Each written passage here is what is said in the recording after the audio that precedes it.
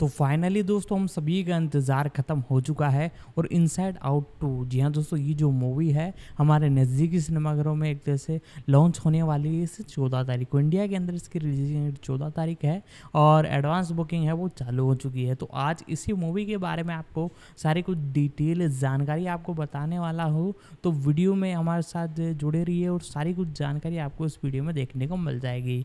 तो वीडियो को कर दीजिए लाइक, चैनल को कर दीजिए सब्सक्राइब। अब इसके बारे में हम जानना चालू करते हैं। Inside out 2 Walt Disney pictures के लिए पिक्सर एनिमेशन स्टूडियो द्वारा निर्मित एक आगामी अमेरिकी animated coming of age film है।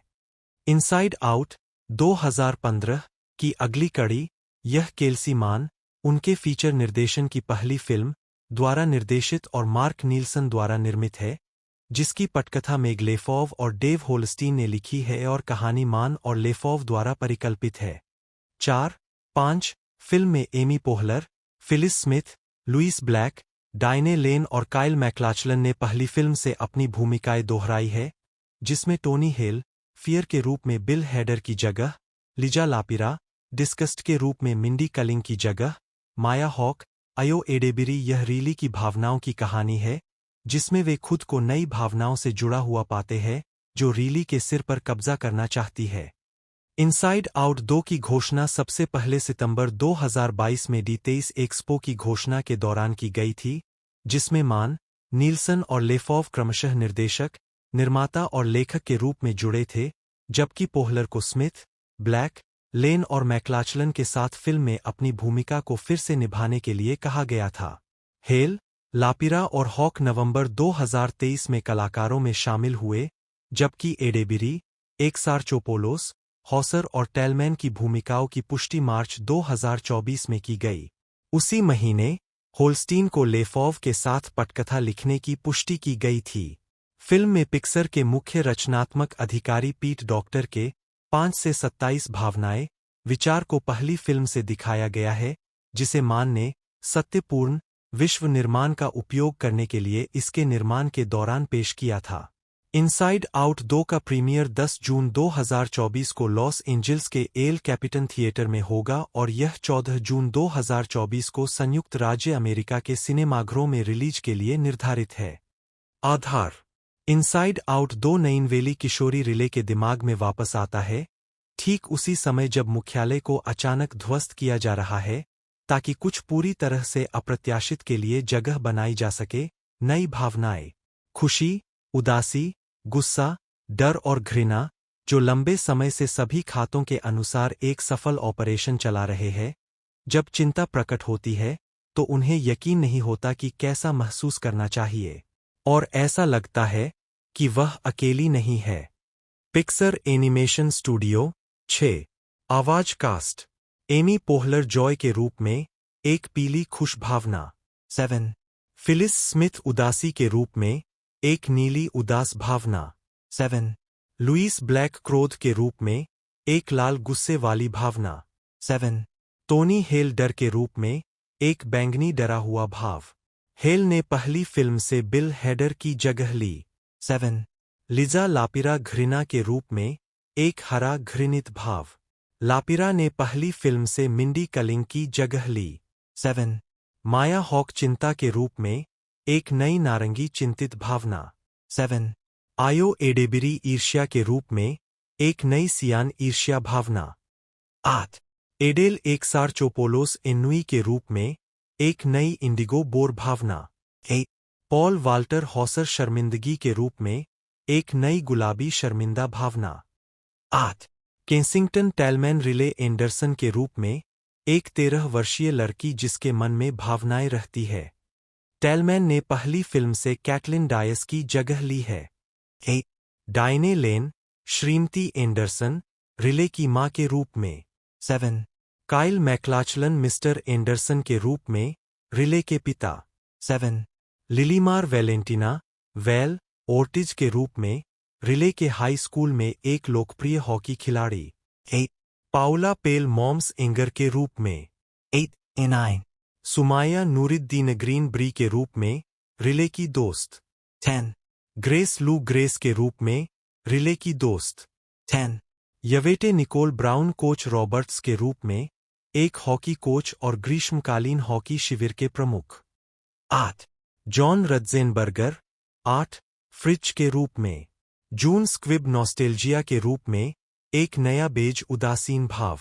11. रॉन फंचेस ब्लूफी के रूप में, रिले के पसंदीदा बचपन के टीवी शो का एक पात्र। वह बार्नी एंड फ्रेंड्स या डोरा द एक्सप्लोरर जैसे इंटरैक्टिव बच्चों के शो के होस्ट के समान है। 12. लांस स्लैशब्लेड के रूप में योंगी, एक वीर वीडियो गेम चरित्र जिस पर रिले को बचपन में क्रश था। वह फाइनल फैंटेसी के पात्रों के समान है। 12.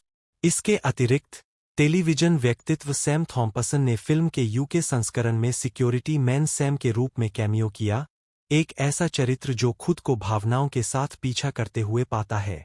13. इसके अलावा Sarayu Blue, Flea, Dave Goelz, James Austin Johnson, Bobby Moynihan, Frank Oz, Paula Poundstone, Kendall Coyne Schofield और किर्क थैचर को अज्ञात भूमिकाओं में लिया गया है। 14. उत्पादन, विकास। 2015 की 7वीं सबसे ज्यादा कमाई करने वाली फिल्म इनसाइड आउट 2015 की सफलता के बाद एंटरटेनमेंट टुनाइट और द गार्जियन ने सीक्वल को अपरिहार्य माना। 15, 16, 17 इनसाइड आउट के निर्देशक पीट डॉक्टर सीक्वल के लिए विचारों को अंकुरित कर रहे थे, जबकि जनवरी 2016 में 88वें अकादमी पुरस्कारों में मूल फिल्म के नामांकन का अनावरण किया गया था। 18 पिक्सर ने सितंबर 2022 में D23 एक्सपो की घोषणा के दौरान सीक्वल के विकास की आधिकारिक पुष्टि की, जिसमें एमी पोहलर डॉक्टर के साथ फिल्म पर चर्चा करने के लिए मंच पर आईं। 19 केल्सी मान को सीक्वल के निर्देशक के रूप में घोषित किया गया। यह उनका फीचर निर्देशन में पदार्पण है, क्योंकि उन्होंने पहले 2013 में लघु फिल्म पार्टी सेंट्रल का निर्देशन किया था, मार्क नील्सन के साथ। सत्यपूर्ण विश्व निर्माण का उपयोग करने के लिए मान ने पहली फिल्म से डॉक्टर के 5 से 27 भावनाओं के विचार का इस्तेमाल किया, जिसे उन्होंने इसके निर्माण के दौरान पेश किया था। 21 मान के पहले पास में 9 नई भावनाएं शामिल थीं, ताकि जॉय को सभी नई भावनाओं के सामने आने से अभिभूत महसूस हो, लेकिन उन्हें लगा कि कहानी इतनी सारी भावनाओं के साथ ट्रैक नहीं रख सकती है या कहानी में कुछ नहीं जोड़ रही है, इसलिए पहली स्क्रीनिंग के बाद उन्होंने संख्या को सरल बनाने का फैसला किया। उन भावनाओं में शेडेनफ्रॉयड, किसी की कीमत पर खुशी होना, ईर्ष्या और अपराधबोध शामिल थे, लेकिन बाद के 2 ने हटाए जाने के बावजूद फिल्म को प्रभावित किया। मान को लगा कि ईर्ष्या से संबंधित हो सकती है और कैसे अपराधबोध के अवशेष चिंता के परिचय में पाए जा सकते हैं, यहाँ तक कि चिंता को अपराधबोध का कुछ सामान भी दिया गया, जो डिज्नीलैंड के होटलों से प्रेरित था। 22 पोहलर ने पहली फिल्म से जॉय के रूप में अपनी भूमिका को दोहराने के लिए आकर्षक बोनस के साथ $5 मिलियन की पेशकश स्वीकार की। फिलिस स्मिथ और लुइस ब्लैक ने भी पहली फिल्म से अपनी भूमिकाओं को दोहराया, क्रमशः उदासी और क्रोध को आवाज दी। 8 वेतन पर विवाद के बाद बिल हेडर और मिंडी कलिंग दोनों ने डर और घृणा के रूप में अपनी अपनी भूमिकाओं को दोहराने से इनकार कर दिया। उन्हें और बाकी लौटने वाले कलाकारों को कथित तौर पर $1 लाख की पेशकश की गई थी, जो पोहलर के वेतन के 2% के बराबर थी। 23 9 नवंबर 2023 को टीजर ट्रेलर के रिलीज होने के साथ यह पता चला कि टोनी हेल और लिजा लापिरा क्रमशः डर और घृणा के रूप में हैदर और कलिंग की जगह लेंगे, जबकि माया हॉक एक नई भावना, चिंता के रूप में कलाकारों में शामिल हुईं। 7 24 16 जनवरी 2024 को यह पता चला कि जून स्क्विब एक अज्ञात भूमिका में कलाकारों में शामिल हो गई थी। 14 जिसे बाद में नॉस्टेल्जिया बताया गया। 11 7 मार्च 2024 को डिज्नी ने खुलासा किया कि Ayo Edebiri, Adele Exarchopoulos, Paul Walter Hauser, Kensington Tallman, Diane Lane और काइल मैक्लाचलन कलाकारों में शामिल हुए। एडेबिरी, एक्सार्चोपोलोस और हॉसर ने क्रमशः अन्य नई भावनाओं, ईर्ष्या, ऊब और शर्मिंदगी को निभाया। 8 इसके अलावा टालमैन ने रिले एंडरसन के रूप में कैटिलिन डायस की जगह ली, जबकि लेन ने श्रीमती एंडरसन के रूप में अपनी भूमिका को दोहराया और मैक्लाचलन ने भी मिस्टर एंडरसन के रूप में अपनी भूमिका को दोहराया। 8 सहायक भूमिकाओं में कलाकारों में शामिल होने वाले लोग लिली मार है, जो वैलेंटिना नामक एक हॉकी खिलाड़ी की भूमिका निभाती है, और यवेटे निकोल ब्राउन, जो हॉकी टीम की नेता की भूमिका निभाती है। संगीत 7 मार्च 2024 को दूसरे ट्रेलर और पोस्टर की रिलीज के साथ यह पता चला कि एंड्रिया डाजमैन ने माइकल गियाचिनो की जगह लेते हुए फिल्म का स्कोर तैयार किया था। 25 रिलीज इनसाइड आउट 2 का प्रीमियर 10 जून 2024 को लॉस एंजल्स के एल कैपिटन थिएटर में हुआ और इसे 14 जून 2024 को रियल्टी 3D, आईमैक्स और डॉल्बी सिनेमा में स्क्रीनिंग के साथ संयुक्त राज्य अमेरिका के सिनेमाघरों में रिलीज किया जाना है। 19 यह उसी दिन 2024 NAC international animation film festival में भी प्रदर्शित होगा। 26 यह फिल्म 12 जून 2024 को बेल्जियम, नीदरलैंड, जर्मनी और दक्षिण कोरिया में, 13 जून को ऑस्ट्रेलिया और मैक्सिको में, 14 जून 2024 को दक्षिण अफ्रीका, तुर्की और यूनाइटेड किंगडम में सिनेमाघरों में रिलीज होने वाली है। 27 विपणन पोस्टर के साथ फिल्म का टीजर ट्रेलर 9 नवंबर 2023 को जारी किया गया था। गिजमोडो के जेम्स विथब्रुक और इनवर्स के रोटेम रुसाक ने पोस्टर में 3 अन्य भावनाओं की शुरुआत पर प्रकाश डाला: शर्मिंदगी, ऊब और ईर्ष्या। 28-29 टीजर को सभी सोशल मीडिया प्लेटफॉर्म्स पर पहले 24 घंटों में 157 मिलियन से अधिक बार देखा गया, जिसमें टिकटॉक से 78 मिलियन से अधिक बार देखा गया। वॉल्ट डिज्नी कंपनी के इतिहास में सबसे ज्यादा देखा जाने वाला एनिमेटेड फिल्म ट्रेलर लॉन्च बन गया, जिसने पिछले रिकॉर्ड धारक फ्रोजन 2 2019 को पीछे छोड़ दिया। 30 सुपर बाउल LVIII के दौरान फिल्म का एक क्लिप भी प्रसारित किया गया, जिसका नाम टीम था।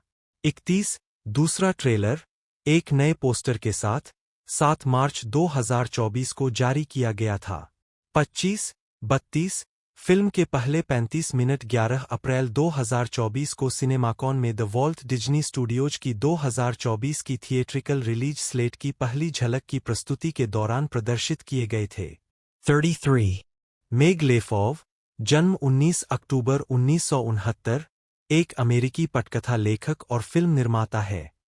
उन्हें पिक्सर एनिमेटेड फिल्मों इनसाइड आउट 2015 और इसके आगामी सीक्वल इनसाइड आउट 2 2024 और द गुड डायनासोर 2015 के लिए पटकथा लिखने के लिए जाना जाता है, जिनमें से पहली को सर्वश्रेष्ठ मूल पटकथा के लिए अकादमी पुरस्कार के लिए नामांकित किया गया था। प्रारंभिक जीवन लेफोव का पालन पोषण वॉरेन, ओहियो में हुआ और उन्होंने सिरैक्यूज विश्वविद्यालय में पढ़ाई की। 1 कैरियर लेफोव ने अपने फिल्मी करियर की शुरुआत एग पिक्चर्स, जोडी फोस्टर की फिल्म कंपनी के अध्यक्ष और निर्माता के रूप में की थी। उस समय के दौरान लेफोव ने ऐसी फिल्में बनाईं जिन्हें एमी, गोल्डन ग्लोब के लिए नामांकित किया गया था, और जेन एंडरसन की showtime film the baby dance के लिए उन्हें पीबॉडी से सम्मानित किया गया था। लेफोव ने एग पिक्चर्स के लिए the dangerous lives of alter boys का निर्माण किया। कीरन कल्किन, जोडी फोस्टर और विंसेंट डीनफ्रियो अभिनीत इस फिल्म को शानदार समीक्षा मिली और इसने 2003 में सर्वश्रेष्ठ प्रथम फीचर के लिए IFP स्पिरिट अवार्ड जीता। 2 लेफोव मेरिल स्ट्रीप की राइटर लैब में मेंटर थीं और वर्तमान में Screen New South Wales, Screen Australia और फिल्म विक्टोरिया की सलाहकार है। उन्होंने सनडांस क्रिएटिव प्रोड्यूसर लैब में मेंटरिंग की है और सिनेस्टोरी स्क्रिप्ट सेशन में बोर्ड सदस्य और रिटर्निंग प्रतिभागी है। लेफोव ने AFI में पढ़ाया है और UCLA के school of film and television में ग्रेजुएट प्रोड्यूसर्स प्रोग्राम की सहाध्यक्ष के रूप में काम किया है, जहां उन्होंने 7 साल से अधिक समय तक मास्टर लेवल स्टोरी और डेवलपमेंट क्लासेस पढ़ाई है। लेफोव को समय समय पर सेमिनार देने के लिए भी जाना जाता है। उन्हें पिक्सर की इनसाइड आउट 2015 की पटकथा के सहलेखन के लिए सर्वश्रेष्ठ मूल पटकथा के लिए अकादमी पुरस्कार के लिए नामांकित किया गया था और आगामी सीक्वल इनसाइड आउट 2 2024 के लिए डेव होल्स्टीन और जॉन जैक के साथ पटकथा का सहलेखन करने के लिए वापस तैयार है।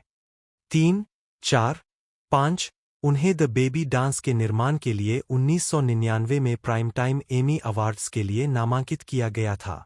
6 उन्होंने 2002 की film the dangerous lives of alter boys का भी निर्माण किया।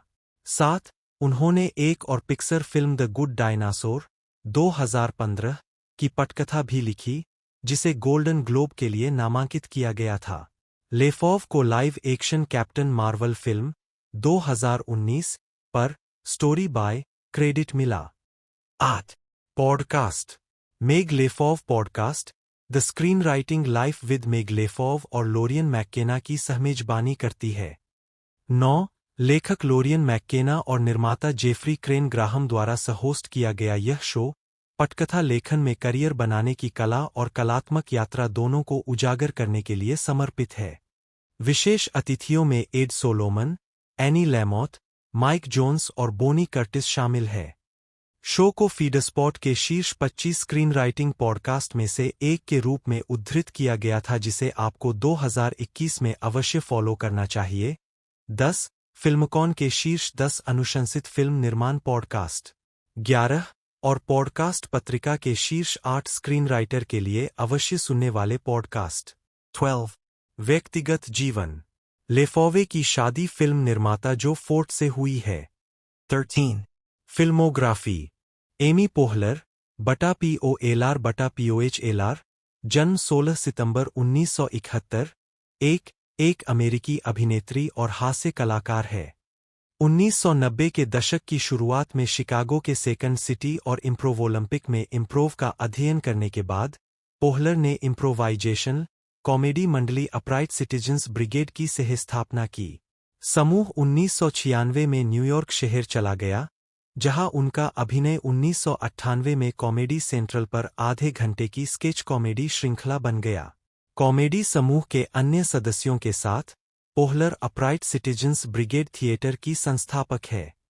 2001 में पोहलर NBC sketch comedy show Saturday night live SNL में एक कलाकार के रूप में शामिल हुईं। 2004 से 2008 तक उन्होंने शो के समाचार पैरोडी सेगमेंट वीकेंड अपडेट की सह-एंकर के रूप में काम किया। पोहलर ने सिटकॉम पार्क्स एंड रिक्रिएशन में लेस्ली नोप की भूमिका निभाने के लिए अपने 8वें सीजन के बीच में ही SNL छोड़ दिया, जिसका निर्माण उन्होंने 2015 तक किया और उसमें अभिनय किया। पोहलर ने television series Welcome to Sweden, Broad City, Difficult People, Duncanville, 3 Busy Debra और रशियन डॉल में एक कार्यकारी निर्माता के रूप में काम किया। वह अक्सर SNL पर टीना फे के साथ काम करती थी और बाद में उनके साथ फीचर फिल्मों मीन गर्ल्स 2004, बेबी मामा 2008, सिस्टर्स 2015 और वाइन कंट्री 2019 में अभिनय किया। फे और पोहलर ने वर्ष 2013, 2014, 2015 और 2021 में 4 बार गोल्डन ग्लोब अवार्ड्स की मेजबानी की। पोहलर ने एनिमेटेड फिल्मों Shrek the Third 2007, Horton Hears a Who 2008, monsters बनाम एलियंस 2009, हुडविंक्ड 2 2015 में पोहलर को टेलीविजन में उनके योगदान के लिए हॉलीवुड वॉक ऑफ फेम पर एक स्टार मिला।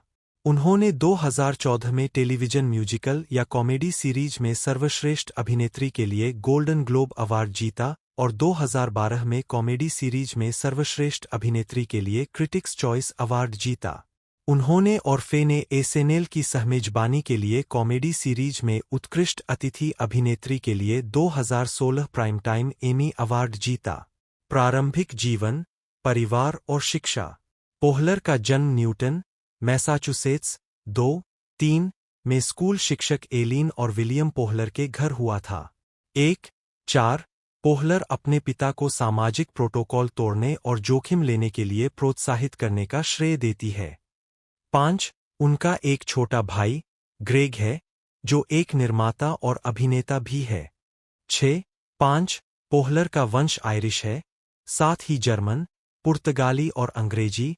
उनकी आयरिश जड़ें काउंटी स्लिगो और काउंटी कॉर्क से उत्पन्न हुई है। 4 उनकी परदादी 1800 के दशक के अंत में नोवा स्कोटिया, कनाडा से बोस्टन में आकर बस गईं। 7 उनका पालन पोषण एक कैथोलिक के रूप में हुआ। 8 पोहलर पास के बर्लिंगटन, मैसाचुसेट्स में पली बड़ी, जिसे वह एक ब्लू कॉलर शहर के रूप में वर्णित करती है। 5 उनके पसंदीदा कलाकारों और प्रभावों में sketch comedian Carol Burnett, Gilda Radner और कैथरीन ओहारा शामिल थे। 9 जब वह 10 साल की थी तो पोहलर ने अपने स्कूल के एल फ्रैंक बॉम के द विजार्ड ऑफ ओज के निर्माण में डोरोथी गेल की भूमिका निभाई। 10 अनुभव ने पोहलर के प्रदर्शन के प्रति प्रेम को प्रेरित किया। 11 पोहलर ने बर्लिंगटन हाई स्कूल में स्कूल नाटकों में अभिनय करना जारी रखा। उन्होंने हाई स्कूल में अपने समय के दौरान छात्र परिषद, फुटबॉल और सॉफ्टबॉल सहित अन्य गतिविधियों में भी भाग लिया। 1989 में हाई स्कूल से स्नातक होने के बाद उन्होंने बोस्टन कॉलेज में दाखिला लिया। 12 कॉलेज के दौरान Poehler improv comedy troupe My Mother's Fleabag की सदस्य बन गईं। 1 उन्होंने 1993 में बोस्टन कॉलेज से मीडिया और संचार में स्नातक की डिग्री प्राप्त की। 13 कैरियर इम्प्रोव और ईमानदार नागरिक ब्रिगेड। कॉलेज में इम्प्रोव का अध्ययन करने वाले पोहलर ने उन्हें पेशेवर रूप से कॉमेडी करने के लिए प्रेरित किया। 14 कॉलेज से स्नातक होने के बाद वह शिकागो चली गईं, जहां उन्होंने इम्प्रोव ओलंपिक में चारना हेल्पर्न द्वारा पढ़ाया जाने वाला अपना पहला इम्प्रोव क्लास लिया। 15 शुरुआती दिनों में पोहलर ने पैसे कमाने के लिए वेट्रेस और अन्य नौकरियों के रूप में काम किया। 14 इम्प्रोव ओलंपिक के माध्यम से पोहलर ने डेल क्लोज से सीखा और उनकी मुलाकात दोस्त और अक्सर सहयोगी टीना फे से हुई। 16 पोहलर और फे एक ही समय में एक सेकंड सिटी टूरिंग कंपनी में शामिल हुए और पोहलर सेकंड सिटी की मुख्य कंपनियों में से एक में शामिल हो गईं, जहां फे उनकी अंतिम प्रतिस्थापन थीं। 16 मैट वॉल्श, एमी पोहलर, मैट बेसर और इयान रॉबर्ट्स 2015 में न्यूयॉर्क शहर में डेल क्लोज मैराथन में अपराइट सिटीजन्स ब्रिगेड (UCB) का गठन 1991 में शिकागो में एक स्केच और इम्प्रोव ग्रुप के रूप में हुआ था। 17-18 शुरुआती सदस्यों में होरेशियो सांज, एडम मैके, इयान रॉबर्ट्स, नील फ्लिन और मैट बेसर शामिल थे, हालांकि सदस्यता स्थिर नहीं थी। 17-18-19 मैके ने 1995 में नवजात समूह छोड़ दिया और पोहलर उनके प्रतिस्थापन बन गए। 17-18 1996 में 4 UCB सदस्यों पोहलर, बेसर, रॉबर्ट्स और मैट वाल्श का एक मुख्य समूह न्यूयॉर्क शहर चला गया। 19-20-21 UCB4 ने शहर के चारों ओर छोटे स्थानों पर शो करना शुरू किया, जो कुछ महीनों के बाद 4 नियमित लाइव शो में विकसित हुआ। 17 शो के बाहर पैसे कमाने के लिए UCB ने इम्प्रोव कक्षाएं सिखाईं। 17 पोहलर ने Late Night with Conan O'Brien में भी काम करना शुरू कर दिया, अक्सर एंडी रिक्टर की छोटी बहन स्टेसी के रूप में अपनी आवर्ती भूमिका निभाती रहीं। 8-22 1998 में कॉमेडी सेंट्रल ने UCB की आधे घंटे की स्केच कॉमेडी श्रृंखला का शुभारंभ किया। 17 शो के दूसरे सीजन के दौरान समूह ने न्यूयॉर्क सिटी में वेस्ट 22वीं स्ट्रीट पर एक इम्प्रोव थिएटर बटा प्रशिक्षण केंद्र की स्थापना की, जो एक पूर्व स्ट्रिप क्लब की जगह पर था। 17 UCB थिएटर ने स्केच कॉमेडी लेखन और इम्प्रोव में कक्षाएं देने के अलावा सप्ताह में 7 रातें शो आयोजित किए। 8 2000 की गर्मियों में कॉमेडी सेंट्रल ने अपने तीसरे सीजन के बाद अपराइट सिटीजन्स ब्रिगेड कार्यक्रम को रद्द कर दिया। 19 हालांकि UCB थिएटर का संचालन जारी रहा। 23 पोहलर, बेसर, रॉबर्ट्स और वाल्श को UCB का संस्थापक माना जाता है और उन्हें न्यूयॉर्क में लंबे फॉर्म इम्प्रोव को लोकप्रिय बनाने का श्रेय दिया जाता है। 17-24-25 सैटरडे नाइट लाइव कलाकार सदस्य बाएं से दाएं Fred Armisen, Amy Poehler, Lorne Michaels, Seth Meyers और जेसन सुदेइकिस एक पंक्ति में खड़े हैं। माइकल्स एक पुरस्कार पकड़े हुए है। SNL के सहकर्मी फ्रेड आर्मिसन, पोहलर, लॉर्ने माइकल्स, सेथ मेयर्स और जेसन सुदेकिस 2008 में पीबॉडी पुरस्कार समारोह में। पोहलर 2001 से 2002 सीजन की शुरुआत में सैटरडे नाइट लाइव SNL के कलाकारों में शामिल हुईं, जब टीना फे ने उन्हें सालों तक SNL के लिए भर्ती करने की कोशिश की थी। 16 पोहलर ने 9/11 हमलों के बाद निर्मित पहले एपिसोड में अपनी शुरुआत की। शो में अपने पहले सीजन में उन्हें फीचर्ड खिलाड़ी से पूर्ण कलाकार के रूप में पदोन्नत किया गया, जिससे वह यह गौरव हासिल करने वाली दूसरी कलाकार और पहली महिला बन गईं। 26-27 पोहलर के आवर्ती पात्रों में अतिसक्रिय 10 वर्षीय कैटिलिन, एक पैर वाली रियलिटी शो प्रतियोगी एम्बर और ब्रोंक्स बीट टॉक शो की सह-होस्ट बेट्टी कारूसो शामिल थीं।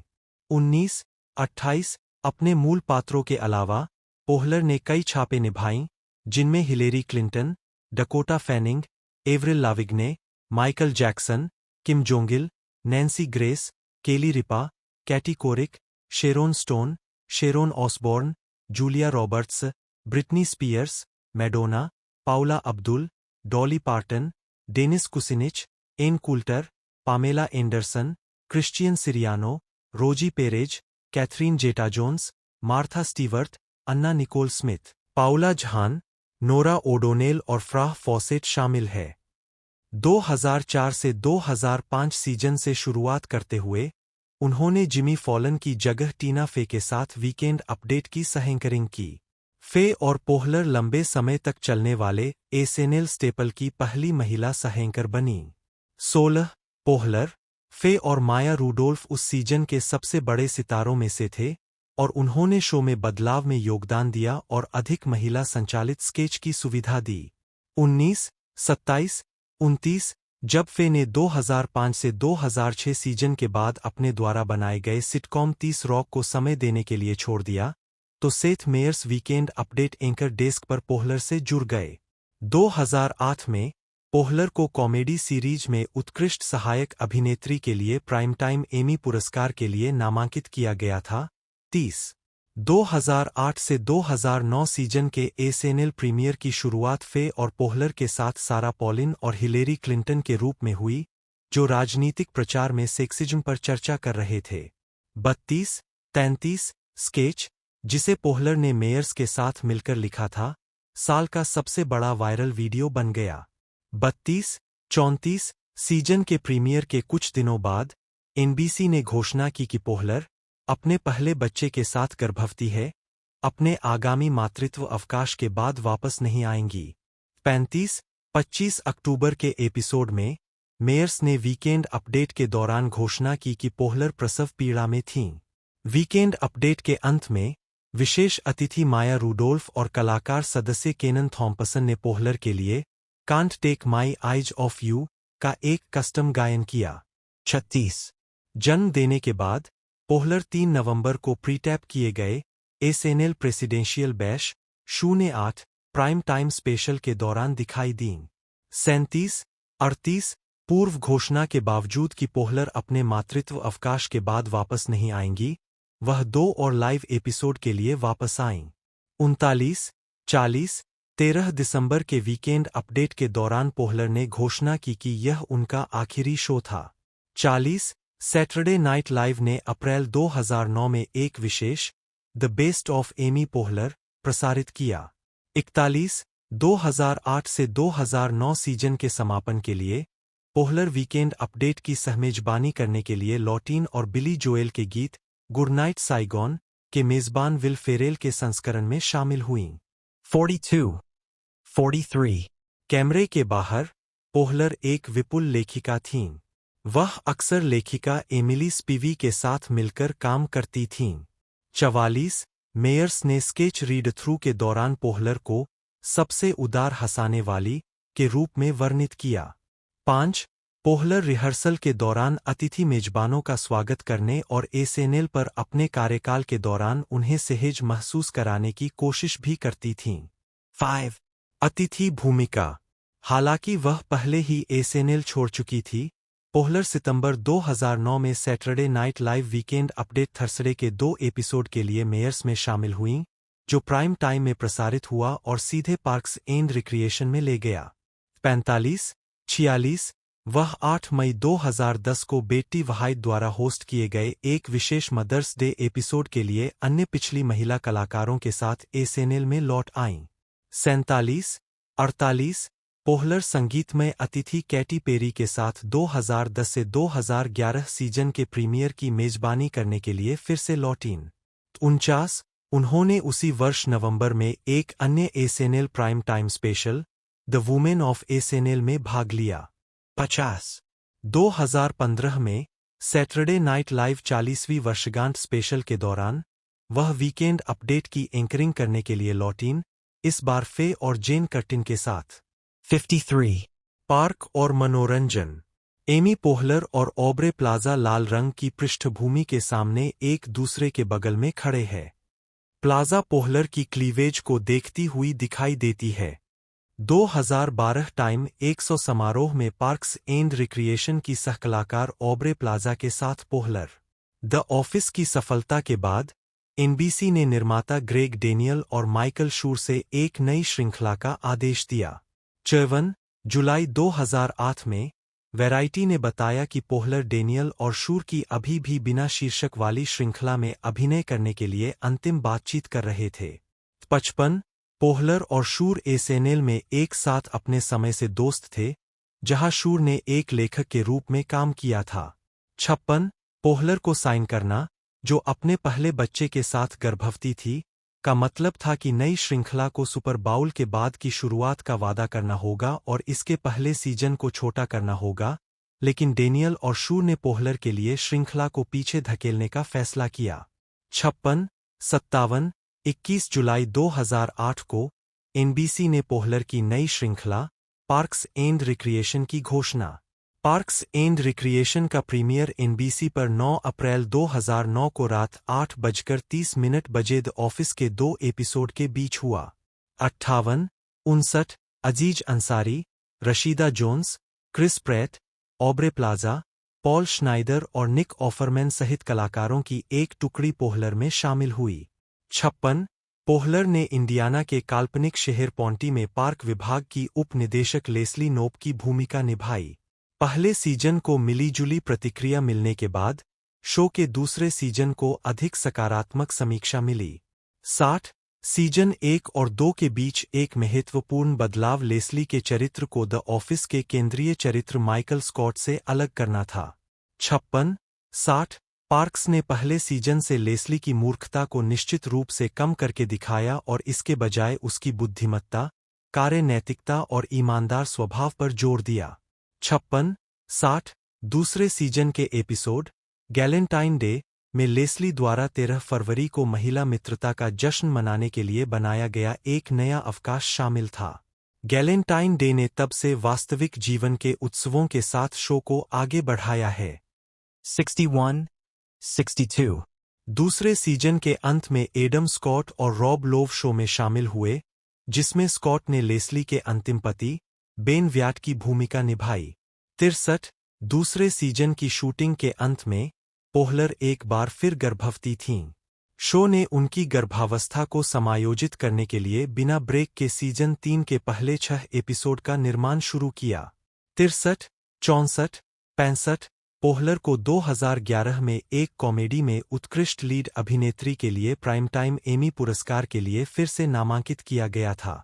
66 उसी वर्ष शो ने एक ऐसे युग में अमेरिकी लोकतंत्र के अच्छे पक्ष का पता लगाने के लिए एक प्रफुल्लित करने वाला स्थल विकसित करने के लिए पीबॉडी पुरस्कार जीता, जब वह पक्ष बहुत कम प्रदर्शन पर होता है। 67 शो आलोचकों के साथ सफल रहा, लेकिन इसका भविष्य अभी भी अनिश्चित था। 68 शो को अंततः मई 2013 में छठे सीजन के लिए नवीनीकृत किया गया था।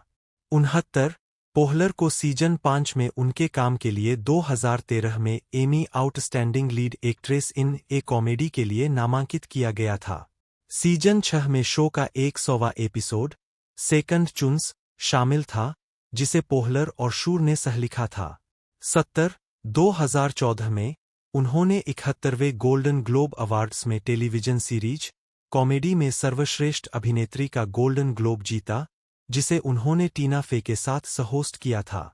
71 सीजन 6 के मध्य में पोहलर और शूर ने फैसला किया कि यह शो के अंत की योजना बनाने का सही समय है। उन्होंने एनबीसी के प्रतिनिधियों से मुलाकात की, जो सहमत हो गए। शो को अंतिम 13 एपिसोड सीजन के लिए नवीनीकृत किया गया था। पोहलर और फे ने 2013 में पहली बार गोल्डन ग्लोब पुरस्कार समारोह की सहमेजबानी की। कार्यक्रम को 20 मिलियन दर्शकों ने देखा, जो पिछले वर्ष की तुलना में 17% की वृद्धि थी। 16 इस जोड़ी ने 3 साल के अनुबंध के तहत 2014 में फिर से सहमेजबानी की। 81 वल्चर के गिलबर्ट क्रूज ने लिखा, उन्होंने पिछले साल अपने शुरुआती मोनोलॉग से धमाल मचा दिया था और उन्होंने इस साल भी ऐसा ही किया। 83 2014 के शो ने 10 वर्षों में अपनी उच्चतम रेटिंग प्राप्त की। 71 2015 के गोल्डन ग्लोब से पहले पोहलर ने पुष्टि की कि यह संभवतः आखिरी बार होगा जब वह और फे होस्ट करेंगे। 81 रोलिंग स्टोन ने बाद में लिखा कि इस जोड़ी ने अपने उपद्रवी शुरुआती एकालाप के दौरान किसी भी सुपरस्टार को अछूता नहीं छोड़ा, जिसमें उन्होंने इकट्ठे हुए लोगों को लापरवाही से भुनाया। 84 2020 television critics association winter press tour में एनबीसी ने घोषणा की कि पोहलर और फे 2021 में फिर से गोल्डन ग्लोब्स की मेजबानी करेंगे। 85 कोविड-19 महामारी के कारण पोहलर और फे ने लॉस एंजिल्स में पोहलर और न्यूयॉर्क शहर में फे के साथ अलग-अलग स्थानों से गोल्डन ग्लोब्स की मेजबानी की। 86 इसे बनाना मार्च 2017 में एनबीसी ने पोहलर द्वारा निर्मित क्राफ्टिंग श्रृंखला को श्रृंखलाबद्ध करने का आदेश दिया, जिसका शीर्षक तब द हैंडमेड प्रोजेक्ट था। 87 शो, जिसका नाम बदलकर मेकिंग इट रखा गया, जुलाई 2018 में एनबीसी पर पोहलर और उनके पार्क्स एंड रिक्रिएशन के सहकलाकार निक ऑफरमैन के साथ सहमेजबान के रूप में शुरू हुआ। 88 डेब्यू एपिसोड ने गर्मियों 2018 के उच्चतम रेटेड प्रीमियर के लिए टाई किया और पोहलर और ऑफरमैन को एक रियलिटी या प्रतियोगिता कार्यक्रम के लिए उत्कृष्ट होस्ट के लिए प्राइम टाइम एमी नामांकन अर्जित किया। 90 शो दूसरे सीजन के लिए लौटा जो दिसंबर 2019 में प्रसारित हुआ। 90 एनबीसी ने तीसरे सीजन के लिए मेकिंग इट को चुना है। 85 फिल्म 1999 में पोहलर ने फिल्म ड्यूस बिगालो, मेल जिगोलो में एक छोटी भूमिका निभाई थी। 91 अगले वर्ष उन्हें film Wet Hot American Summer में लिया गया। 92 Wet Hot American Summer David Wain की पहली फिल्म थी, जिन्होंने पोहलर को अपराइट सिटीजन्स ब्रिगेड के साथ उनके काम के आधार पर कास्ट किया था। 92 फिल्म, जिसे बनाने में केवल $1.8 मिलियन की लागत आई थी, 2001 में रिलीज होने पर शुरू में सफल नहीं रही। डीवीडी पर रिलीज होने के बाद इसे काफी लोकप्रियता मिली। 92 पोहलर 2004 की फिल्म मीन गर्ल्स में भी दिखाई दी, जिसे टीना फे ने लिखा था। 93 फे ने पोहलर को ध्यान में रखते हुए स्ववर्णित कूल मॉम की भूमिका लिखी। 94 स्टूडियो एसएनएल के बहुत से कलाकारों को कास्ट करने से सावधान था और उन्हें चिंता थी कि पोहलर रेचल मैकएडम्स की मां की भूमिका निभाने के लिए बहुत छोटी थीं, जो उनसे सिर्फ 7 साल छोटी है। पोहलर ने एसएनएल की शूटिंग के दौरान टोरंटो में इस भूमिका को फिल्माया। 93 फिल्म ने दुनिया भर में बॉक्स ऑफिस पर $129 मिलियन की कमाई की और डीवीडी पर रिलीज होने के बाद इसकी लोकप्रियता में वृद्धि जारी रही।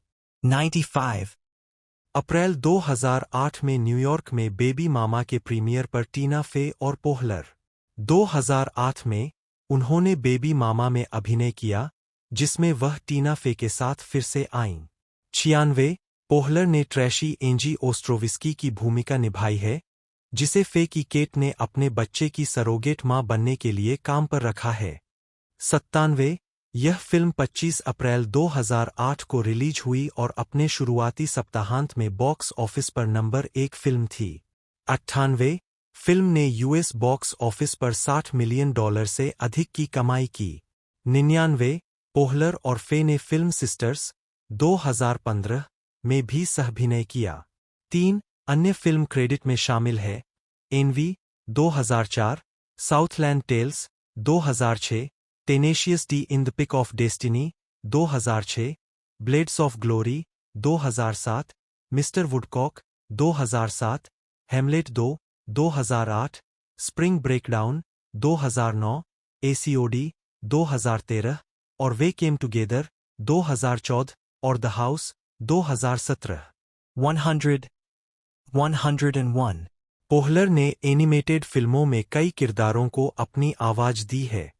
उनके वॉइस ओवर क्रेडिट में शामिल है Shrek the Third 2007, Horton Hears a Who 2008, Alvin and the Chipmunks, The Squeakquel, Monsters बनाम एलियंस दोनों 2009, हुडविंक्ड 2, हूद बनाम Evil 2011, Alvin and the Chipmunks, Chipwrecked 2011, The Secret World of Arrietty 2012, बी 102, Free Birds and Inside Out 2015, 100, 103, 104 Pixar की Inside Out में Poehler मुख्य किरदार Joy के लिए आवाज देती है, जो एक 11 साल की लड़की के अंदर रहने वाली भावना है। पोहलर को जॉय के कुछ संवाद लिखने के लिए स्क्रीन क्रेडिट भी मिला। 105 फिल्म को रॉटन टोमाटोज पर 98% ताज़ा रेटिंग मिली है। 106 और इसने दुनिया भर में $857 मिलियन की कमाई की।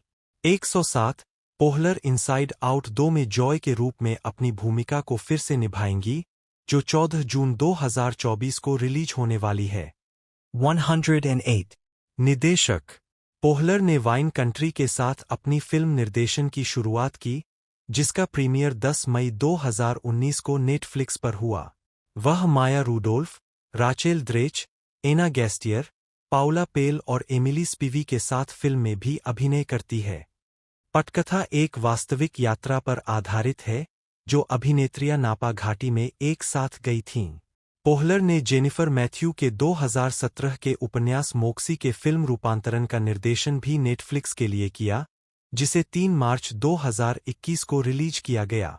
109 2022 में पोहलर ने लूसी एंड देसी का निर्देशन किया, जो ल्यूसिले बॉल और देसी अर्नाज के जीवन और संबंधों के बारे में एक वृत्तचित्र फिल्म है। फिल्म का प्रीमियर 21 जनवरी 2022 को सनडांस फिल्म फेस्टिवल में हुआ और इसे 4 मार्च 2022 को अमेजन प्राइम वीडियो पर दुनिया भर में रिलीज किया गया। फिल्म में बॉल और अर्नाज की होम ऑडियो रिकॉर्डिंग शामिल है, जिन्हें पहले सार्वजनिक नहीं किया गया था, और साथ ही उनके 2 बच्चों, लूसी अर्नाज लकिनबिल और देसी अर्नाज जूनियर, लूसी के भाई फ्रेड बॉल, कैरोल बर्नेट, बेटे मिडलर और नॉर्मन लियर के साक्षात्कार भी शामिल है। रॉटन टोमाटोज पर 94% रेटिंग के साथ फिल्म को अच्छी प्रतिक्रिया मिली। 110 पोहलर को एक डॉक्यूमेंट्री नॉनफिक्शन कार्यक्रम के लिए उत्कृष्ट निर्देशन के लिए एमी पुरस्कार के लिए नामांकित किया गया था। निर्माता 2001 में पोहलर ने अपनी खुद की production company paper kite productions की स्थापना की। 5 72 जो यूनिवर्सल टेलीविजन का हिस्सा है। 2019 तक प्रोडक्शन कंपनी का स्टाफ सभी महिलाएं हैं। एक निर्माता के रूप में उनकी सफलता का वर्णन करने के लिए हॉलीवुड रिपोर्टर ने पोहलर को परिष्कृत कॉमेडी का एक शक्तिशाली मध्यस्थ कहा। 5 पोहलर ने निकेलोडियन के लिए द माइटी बी नामक एक एनिमेटेड सीरीज का निर्माण और अभिनय किया, जो बेसी हिगेनबॉटम के बारे में है, जो एक प्यारी योग्यता बैज जुनूनी लड़की स्काउट है। 111 112 बेसी का चरित्र एक ऐसे चरित्र से प्रेरित था जिसे पोहलर ने इम्प्रोव करते हुए निभाया था। 113 सीजन 1 में औसतन 3.1 मिलियन दर्शक थे और इसे टेलीविजन के शीर्ष 5 एनिमेटेड कार्यक्रमों में से एक माना गया। निकेलोडियन ने दूसरे सीजन के लिए शो का नवीनीकरण किया। 114 2009 और 2010 में पोहलर ने एक एनिमेटेड प्रोग्राम में उत्कृष्ट कलाकार के लिए डेटाइम एमी अवार्ड के लिए नामांकन अर्जित किया। 115 116 वह डिफिकल्ट पीपल 117 और ब्रॉड सिटी जैसी सीरीज की कार्यकारी निर्माता रही है। 5 2014 में हुलू ने कॉमेडी डिफिकल्ट पीपल को स्ट्रीमिंग सेवा की पहली स्क्रिप्टेड सीरीज के रूप में ऑर्डर किया। 117 118 बिली आइचंड और जूली क्लाउसन अभिनीत डिफिकल्ट पीपल 3 सीजन तक चला। 118 ब्रॉड सिटी एक वेब सीरीज से विकसित हुई, जिसमें एब्बी जैकबसन और इलाना ग्लेजर ने अभिनय किया। जैकबसन और ग्लेजर ने यूसीबी में अपने कनेक्शन का इस्तेमाल करके पोहलर से अपनी वेब सीरीज के फिनाले में अभिनय करने के लिए संपर्क किया।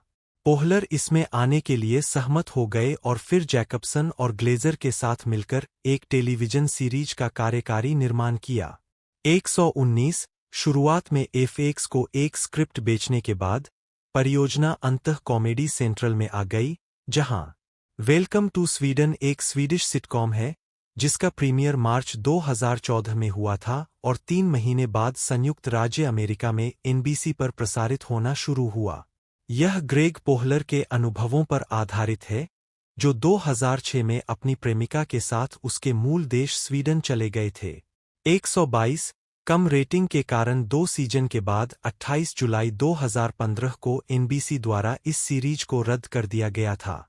123 एमी पोहलर कई एपिसोड में खुद के रूप में अपने भाई के चरित्र, एक पूर्व न्यूयॉर्क टैक्स अकाउंटेंट के सेलिब्रिटी क्लाइंट के रूप में कैमियो करती है। वह उनके साथ सहकार्यकारी निर्माता भी है। 124 पोहलर ने नताशा लियोन और लेस्ली हेडलैंड के साथ मिलकर नेटफ्लिक्स के लिए ड्रामा सीरीज रशियन डॉल बनाई और उसका कार्यकारी निर्माण किया। 125 126 सीरीज का प्रीमियर 1 फरवरी 2019 को हुआ। 127 सीरीज की उत्पत्ति 7 साल पहले शुरू हुई जब पोहलर ने टिप्पणी की कि लियोन हमेशा दुनिया की सबसे बूढ़ी लड़की थी। 126 पोहलर और लियोन को एक महिला चरित्र के एक साथ कई चीजें होने का विचार पसंद आया, लेकिन मजाक में कहा कि एक महिला चरित्र को इतना जटिल बनाने का एकमात्र तरीका उस हिस्से को बार-बार करना होगा। 125 यह विचार श्रृंखला में विकसित हुआ जहां लियोन का चरित्र उसके 36वें जन्मदिन पर बार-बार मरता है। 125 पोहलर, लियोन और हेडलैंड। 126 28 दिसंबर 2020 तक रेटिंग 97% पर बनी रही। 129 जून 2016 में बीबीसी अमेरिका ने घोषणा की कि वह जीरो मोटिवेशन नामक एक स्क्रिप्टेड सीरीज विकसित कर रहा है। इस परियोजना का निर्माण ब्रुक पॉश और पोहलर द्वारा किया जा रहा है। 130 पोहलर आगामी सीरीज 3 बिजी डेब्रास में एक कार्यकारी निर्माता है, जो एडल्ट स्विम के लिए बनाई जा रही एक कॉमेडी सीरीज है, जिसमें मित्रा जौहरी, एलिसा स्टोनोहा और सैंडी होनिग है। 5 एक कार्यकारी निर्माता के रूप में सेवा करने के अलावा पोहलर ने डंकनविले श्रृंखला में 2 मुख्य पात्रों के लिए आवाजें भी प्रदान की है, जिसका प्रीमियर 16 फरवरी 2020 को फॉक्स पर हुआ था। 131 132 अन्य कार्य। 1999 में पोहलर और टीना फे ने video game Deer Avenger 2 Deer in the City के लिए आवाजें दीं।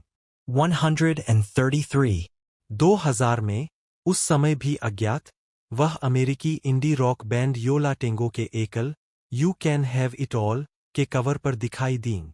134 सितंबर 2008 में पोहलर, मेरेडिथ वॉकर और एमी माइल्स ने smart girls at the party की स्थापना की, जो लड़कियों को सशक्त बनाने के उद्देश्य से एक ऑनलाइन समुदाय और डिजिटल वेब सीरीज है।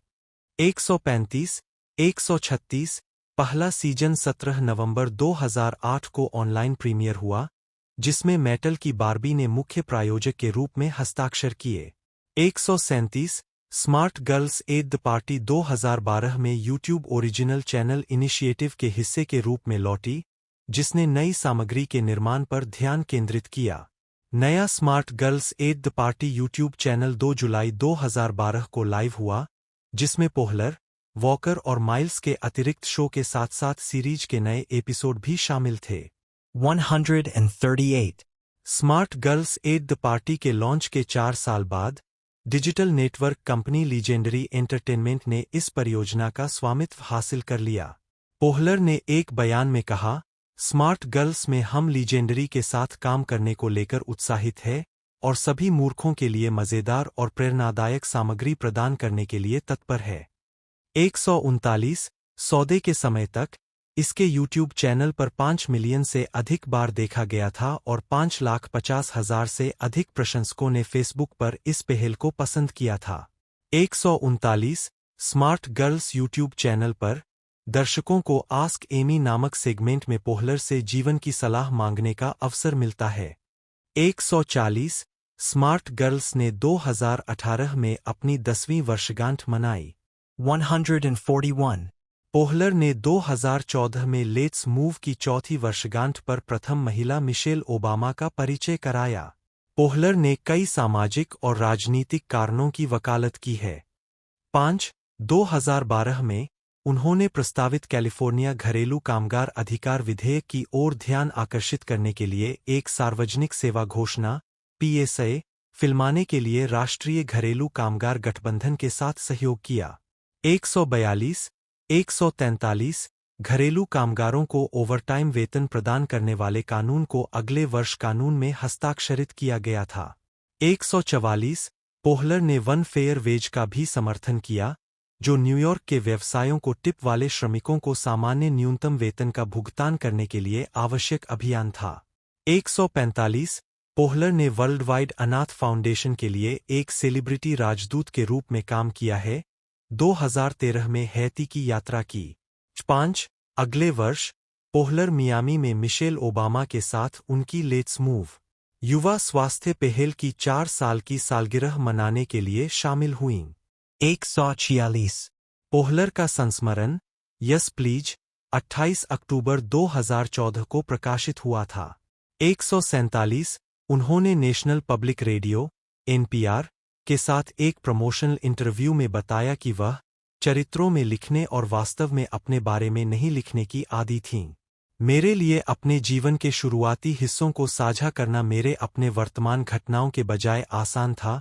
पुस्तक में शामिल विषयों में शरीर की छवि, पितृत्व और शारीरिक उपस्थिति की सीमाओं के बारे में सीखना शामिल है। 148 पुस्तक ने न्यूयॉर्क टाइम्स बेस्ट सेलर सूची में नंबर 1 पर शुरुआत की। 3 2011 में पोहलर को टाइम के दुनिया के 100 सबसे प्रभावशाली लोगों में शामिल किया गया था। 149 उन्होंने हार्वर्ड यूनिवर्सिटी की 2011 की कक्षा को क्लास डे एड्रेस भी दिया। 150 academy of motion picture arts and sciences ने पोहलर को अपने 2017 वर्ग के हिस्से के रूप में सदस्य बनने के लिए आमंत्रित किया। 151 पोहलर बीस्टी बॉयज की प्रशंसक है। समूह के गीत मेक सम नॉइज के संगीत वीडियो में एक असंतुष्ट कैफे संरक्षक की भूमिका है, जिसे 2011 में MTV video of the year के लिए नामांकित किया गया था। 152 पोहलर ने बीस्टी बॉयज बुक में एक अध्याय लिखा है, जिसमें समूह के 17 संगीत वीडियो की समीक्षा की गई है। 153 अध्याय में पोहलर ने कहा, बीस्टी बॉयज मेरे लिए बहुत मायने रखते हैं। उनका संगीत वह साउंड ट्रैक था जिसे मैं अपने कमरे में बैठकर जंगल में शराब पीते हुए और अपनी बाइक से अपनी नौकरी पर जाते हुए सुनता था। 154 उन्हें पुस्तक के ऑडियो संस्करण में एक आवाज के रूप में भी दिखाया गया है। पोहलर की साप्ताहिक स्क्रिप्टेड पॉडकास्ट सीरीज डॉ. शीला के साथ और अधिक कहें 21 सितंबर 2023 को जारी की गई थी। 155 व्यक्तिगत जीवन पोहलर ने 29 अगस्त 2003 को कनाडाई अभिनेता विल आर्नेट से शादी की। 156 उनकी मुलाकात 1996 में हुई जब उन्होंने उनकी एक प्रस्तुति देखी और 4 साल बाद उन्होंने डेटिंग शुरू कर दी। 14 अपने रिश्ते के दौरान पोहलर और आर्नेट ने कई प्रोजेक्ट्स पर एक साथ काम किया, जिसमें सीरीज अरेस्टेड डेवलपमेंट, 2007 की film Blades of Glory, Horton Hears a Who और The Secret World of Arrietty शामिल है।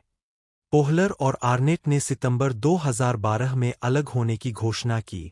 157 और आर्नेट ने अप्रैल 2014 में तलाक के लिए अर्जी दी। 158 वह एक सक्रिय नारीवादी है। 159 पोहलर और आर्नेट के 2 बेटे हैं, आर्ची आर्नेट, जिनका जन्म 25 अक्टूबर 2008 को हुआ, 160 और एबेल आर्नेट, जिनका जन्म 6 अगस्त 2010 को हुआ। 161 पोहलर अपने बच्चों के साथ लॉस एंजिल्स में रहती है। 5 उन्होंने अपने बच्चों की देखभाल करने और उन्हें अपने करियर और परिवार के बीच संतुलन बनाने में मदद करने के लिए टाइम 100 भाषण के हिस्से के रूप में अपने बच्चों की नैनी की प्रशंसा की। 162 2013 से 2015 तक पोहलर ने साथी कॉमेडियन निक क्रोल को डेट किया। 163 फिल्मोग्राफी। मुख्य लेख एमी पोहलर फिल्मोग्राफी। ग्रंथ सूची Poehler Amy 2014। Yes Please Dey Street ISBN 978-0062268341।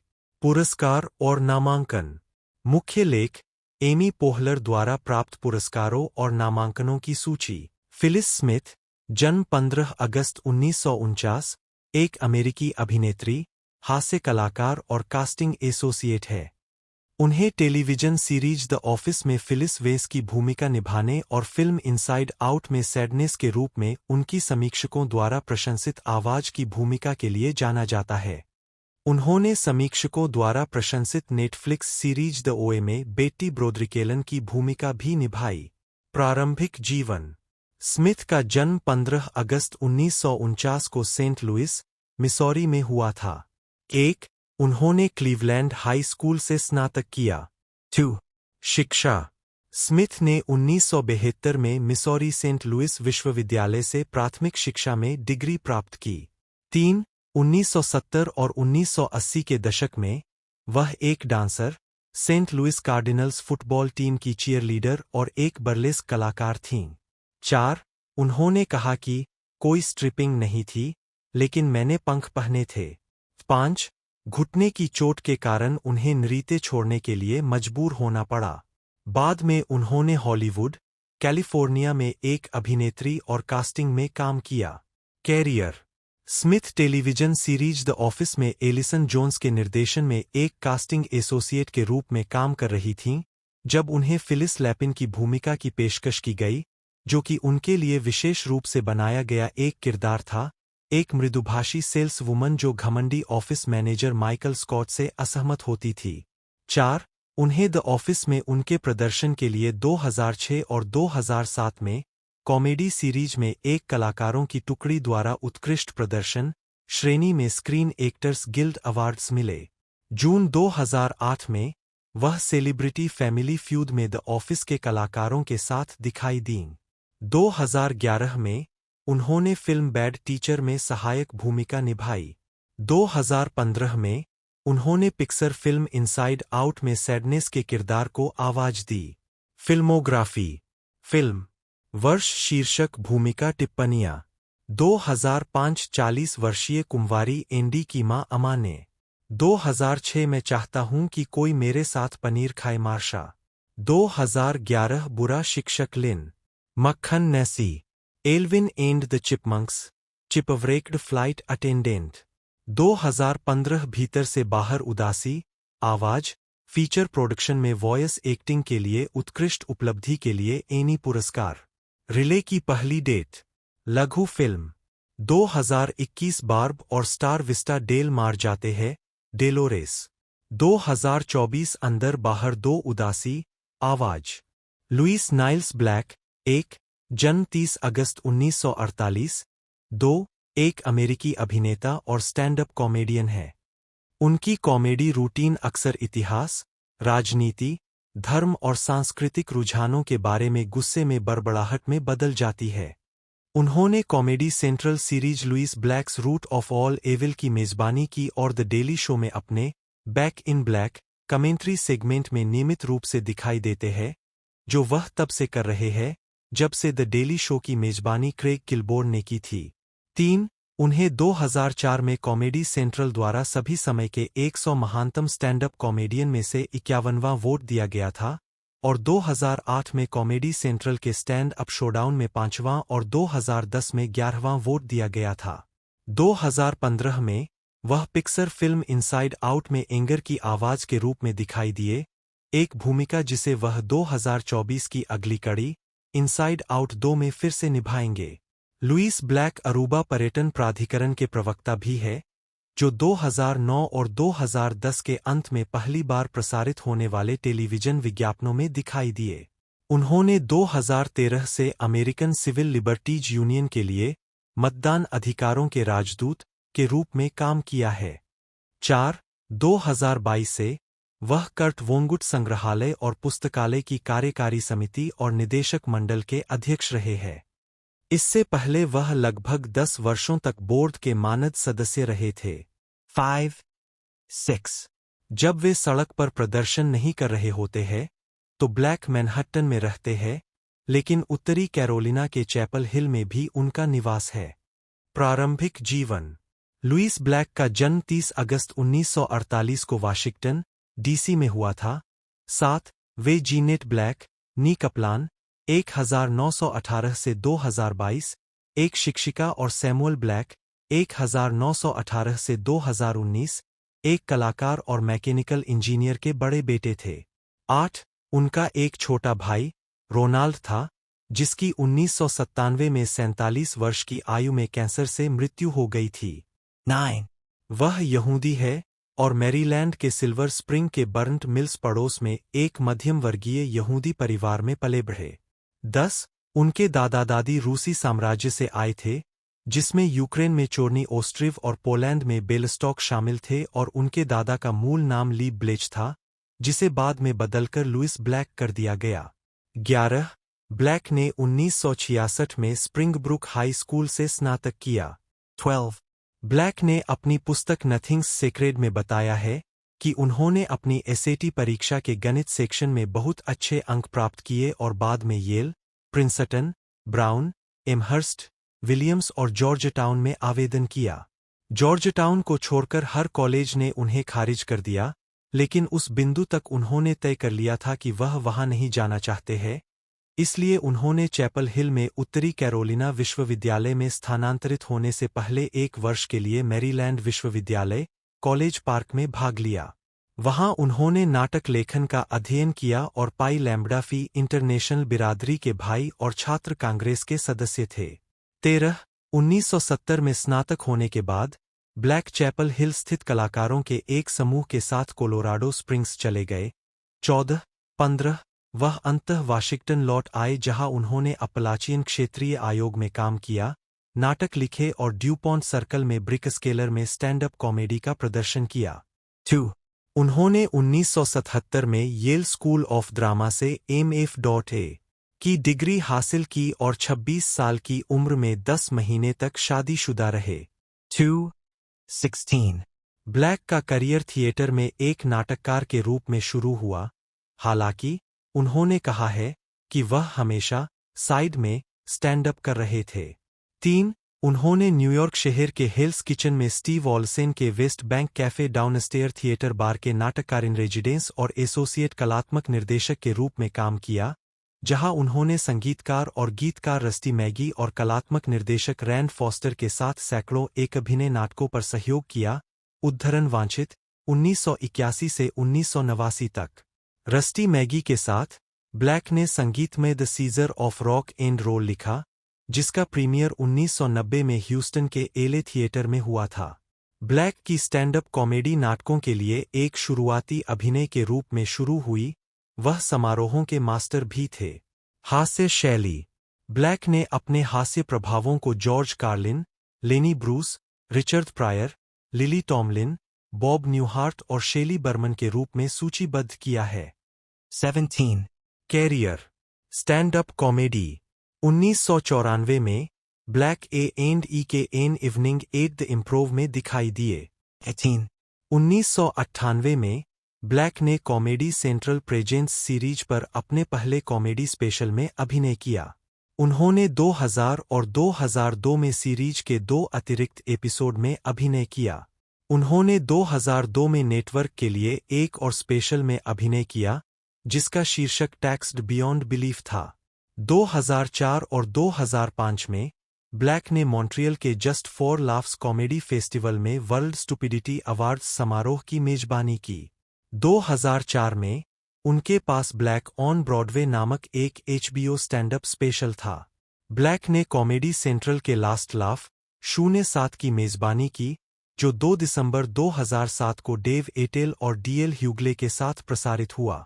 2006 में ब्लैक ने वाशिंगटन, डीसी में वार्नर थिएटर में HBO special, red, white and screwed के लिए प्रदर्शन किया।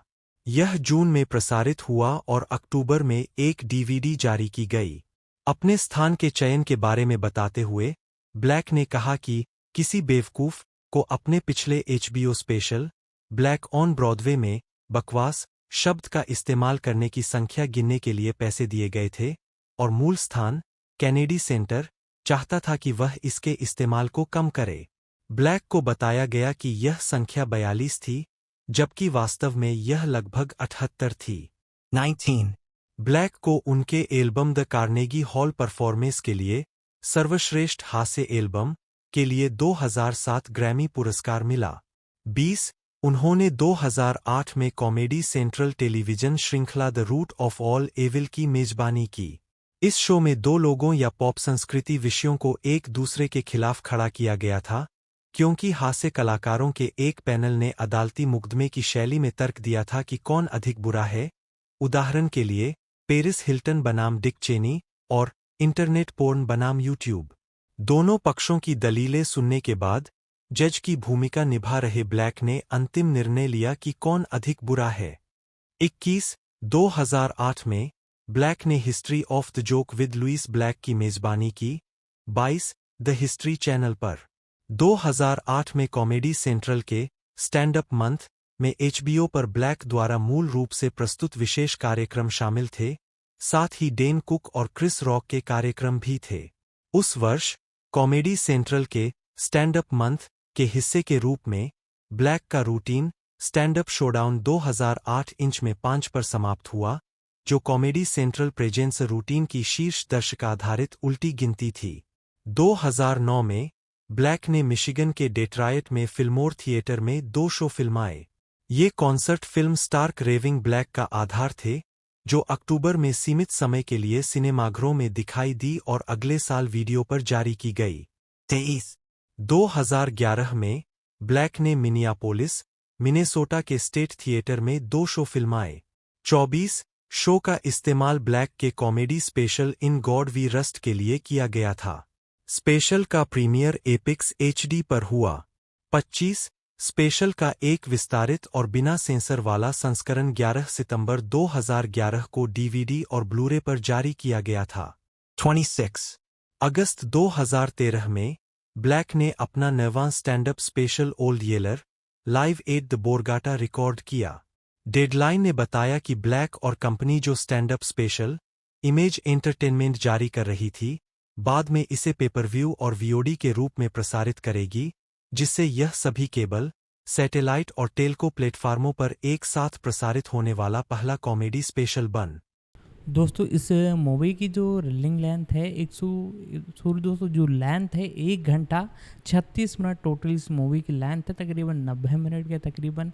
और साथ ही साथ इस मूवी के बजट के बारे में बात की जाए तो मूवी का बजट है 185 मिलियन डॉलर से 200 मिलियन डॉलर्स के बीच में, जो कि भारी भरकम बजट है। और इनसाइड आउट जो फर्स्ट मूवी आई थी वो भी बेहतरीन परफॉर्मेंस करती हुई नजर आई थी, और उसके बाद ही हमें एक तरह से अगला पार्ट हमें देखने को मिला है। तो दोस्तों इसके बारे में मैं आपको सारी कुछ जानकारी बता चुका हूँ। 14 तारीख से ये हमें एक तरह से सिनेमा हॉल्स में देखने को मिल जाएगी। आप में से कितने लोग इसका इंतज़ार कर रहे हैं नीचे कमेंट में ज़रूर लिख दीजिएगा। तो आज की इस वीडियो में दोस्तों इतना ही, और मिलते हैं अगले वीडियो में।